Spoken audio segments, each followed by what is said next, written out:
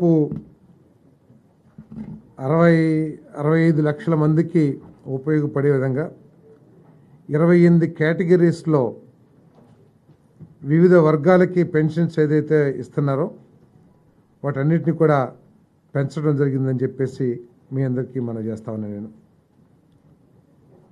3,000 నుంచి 4,000 రూపాయలకి ఈ పెన్షన్ను పెంచడం జరిగిందని చెప్పేసి మనం చేస్తా ఉన్నాను.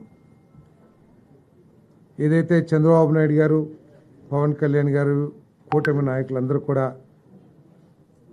మా ప్రభుత్వం రాగానే మొట్టమొదటి మాసమే పెన్షన్లు పెంచి ఇస్తామని ఏదైతే హామీ ఇచ్చారో దానికి అనుగుణంగా ఈరోజు పెన్షన్లు పెంచే కార్యక్రమం జూలై 1వ తారీఖు నుంచి పెన్షన్ పెంచే కార్యక్రమం చేయబోతున్నామని చెప్పేసి మనం చేస్తాము. దాదాపు 65 లక్షల మందికి 65.3 లక్షల మందికి ఈ పెంపుదల మూలంగా లబ్ధి చేకూరుతుందని చెప్పేసి కూడా మీ అందరికీ మనం చేస్తాను. ఇక్కడ ఆలోచించాల్సింది ఏంటంటే పోయిన ప్రభుత్వం 1,000 రూపాయలు పెంచడానికి 4 సంవత్సరాలు తీసుకుంటే ఈరోజు చంద్రబాబు నాయుడు గారి నాయకత్వంలోని ప్రభుత్వం 1,000 రూపాయలు పెంచడానికి కేవలం ఒక 10-15 రోజులు మాత్రమే తీసుకోవటం దీంట్లో సంతోషించదగ్గ విషయం అని చెప్పేసి కూడా మీ అందరికీ మనం చేస్తాను.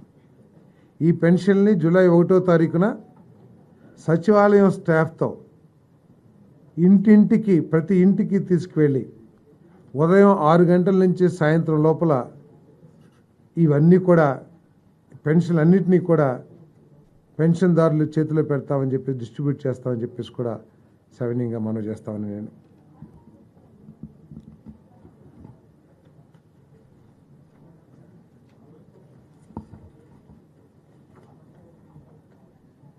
మరి ఒక కేటగిరీ ఫిజికలీ డిజేబుల్డ్ పర్సన్స్కి 3,000 నుంచి 6,000 రూపాయలు, పూర్తి అంగవైకల్యంతో ఉన్న వాళ్ళకి 5,000 నుంచి 15,000 రూపాయలు కూడా పెంపుదల కూడా ఇవ్వబోతున్నామని చెప్పేసి కూడా నేను మనవి చేస్తాను.